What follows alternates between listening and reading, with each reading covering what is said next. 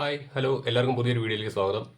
കഴിഞ്ഞ കുറച്ച് വീഡിയോകൾക്ക് മുന്നേ ഞാൻ റാപ്പർ ഹിരൺദാസ് മുരളിക്കെതിരെ ഒരു വീഡിയോ ചെയ്തിരുന്നു. ഇനി അദ്ദേഹത്തിൻ്റെ ഒന്ന് രണ്ട് കേസുകളെ കുറിച്ചുള്ള വീഡിയോസും കൂടി വരാനുണ്ടെന്ന് ഞാൻ പറഞ്ഞിട്ടുണ്ടായിരുന്നു. അതിന് താഴെ ധാരാളം കമൻറ്റുകൾ വന്നിട്ടുണ്ടായിരുന്നു. അതൊന്നും എന്നെ ബാധിക്കുന്ന വിഷയമല്ല. ഞാൻ ഇന്ന് മറ്റൊരു കലാകാരനെ നിങ്ങളെ ഒന്ന് ഓർമ്മപ്പെടുത്താണ്ടാണ് വരുന്നത്.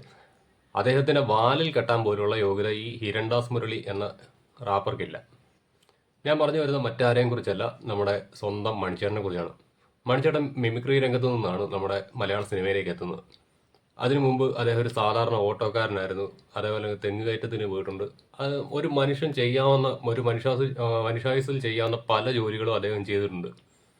അദ്ദേഹത്തിൻ്റെ പാട്ടുകളിലും മറ്റുമെല്ലാം അദ്ദേഹത്തിൻ്റെ ആ കുട്ടിക്കാലത്ത് സിനിമയിൽ എത്തുന്നതിന് മുന്നുള്ള ആ കഷ്ടപ്പാട് നിറഞ്ഞ ജീവിതവും ജീവിത സാഹചര്യങ്ങളും വിശപ്പും എല്ലാം അദ്ദേഹം പ്രകടിപ്പിച്ചിട്ടുണ്ട്.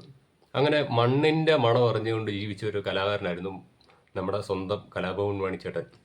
അദ്ദേഹത്തിൻ്റെ ഒന്നും വാലിൽ കെട്ടാനുള്ള യോഗ്യത ഈ ഒരു വ്യക്തിക്കില്ല. കാരണം മണിച്ചേട്ടൻ ഒരു വിവാദത്തിൽ പെട്ടത് അദ്ദേഹത്തിൻ്റെ അവസാന കാലത്തോട് ഏകദേശം അടുക്കാറാകുന്ന സമയത്താണ്. അതായത് അദ്ദേഹം ഫോറസ്റ്റുകാരും തമ്മിൽ ഏറ്റുമുട്ടി എന്ന് പറഞ്ഞുകൊണ്ടൊരു വാർത്ത വന്നു. അന്ന് അദ്ദേഹത്തിനെതിരെ പോലീസ് കേസൊക്കെ വന്നിട്ടുണ്ടായിരുന്നു. ആ കേസ് വന്നപ്പോൾ പോലും അദ്ദേഹത്തിൻ്റെ ജാതി പറഞ്ഞുകൊണ്ടോ അദ്ദേഹത്തിന് മറ്റു സ്വാധീനങ്ങൾ ഉപയോഗിച്ചുകൊണ്ടോ രക്ഷപ്പെടാൻ ശ്രമിച്ചില്ല. അദ്ദേഹം ധൈര്യമായിട്ട് കേസിനെ ഫേസ് ചെയ്യുകയായിരുന്നു ചെയ്തത്.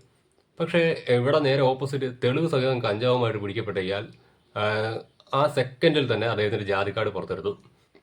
അങ്ങനെ ഒരു വ്യക്തിയാണ് ഹിരൺദാസ് മുരളി. അതുകൊണ്ട് തന്നെയാണ് ഞാൻ പറഞ്ഞത്, തനിക്കെതിരെ വരുന്ന ഒരു ആരോപണത്തെ ജാതി കൊണ്ട് നേരിടാൻ ശ്രമിച്ച ഇയാളാണോ മണിച്ചേട്ടനാണോ മഹാൻ എന്ന് ചോദിച്ചു കഴിഞ്ഞാൽ ഞാൻ പറയും മണിച്ചേട്ടൻ തന്നെയാണ്. കാരണം മണിച്ചേട്ടൻ തൻ്റെ ജാതിയുടെ ഒരു ഐഡൻറ്റിറ്റിയും യൂസ് ചെയ്യാതെ തന്നെയാണ് ഈ സമൂഹത്തിൽ സാധാരണ ജനങ്ങൾക്കിടയിലും സിനിമാക്കാർക്കിടയിലും എല്ലാം പ്രവർത്തിച്ചത്. അതുകൊണ്ട് തന്നെയാണ് മരണശേഷം ഇത്രയായിട്ട് അദ്ദേഹത്തിനെ കുറിച്ച് ആളുകൾ പറയുമ്പോൾ നല്ലത് മാത്രം പറയുന്നത്. പക്ഷേ മണിച്ചേട്ടനെയൊക്കെ കമ്പയർ ചെയ്ത് നോക്കുമ്പോൾ ഇയാൾ പാടുന്ന പാട്ടുകൾക്ക് അത് എന്താണ് മണ്ണിൻ്റെ മണമുള്ളത്. മണിച്ചേട്ടൻ അനുഭവിച്ച വിശപ്പും മണിച്ചേട്ടൻ അനുഭവിച്ച വേദനയും അതെല്ലാം അദ്ദേഹത്തിൻ്റെ പാട്ടുകളിലുണ്ട്, അദ്ദേഹത്തിൻ്റെ സന്തോഷങ്ങളും എല്ലാം. അങ്ങനെയുള്ള അദ്ദേഹത്തിനെയൊക്കെ കണ്ടു വളർന്ന എന്നെപ്പോലുള്ള ഒരാൾക്ക് ഈ കഞ്ചാവ് കേസിൽ പിടിക്കപ്പെട്ട ശേഷം സ്വന്തം ജാതിക്കാട് ഇറക്കി രക്ഷപ്പെടാൻ ശ്രമിച്ച ഇയാളെ, അതേപോലെ തന്നെ മീറ്റു ആരോപണം നേരിട്ട ഇത്തരത്തിലുള്ളൊരു വ്യക്തിയെ ഒരിക്കലും അംഗീകരിക്കാൻ സാധിക്കില്ല. അതുകൊണ്ട് തന്നെയാണ് ഞാൻ ഇയാൾക്കെതിരെ കണ്ടിന്യൂസ് ആയിട്ട് വീഡിയോ ഒന്നെണ്ണം ചെയ്ത്. അത് കണ്ടിന്യൂസ് ആയിട്ട് ഞാൻ ചെയ്യാൻ കാരണം എൻ്റെ കമൻറ്റ് ബോക്സിൽ വന്ന് ചീത്ത വിളിച്ചവർക്കുള്ള മറുപടിയായിട്ടാണ്.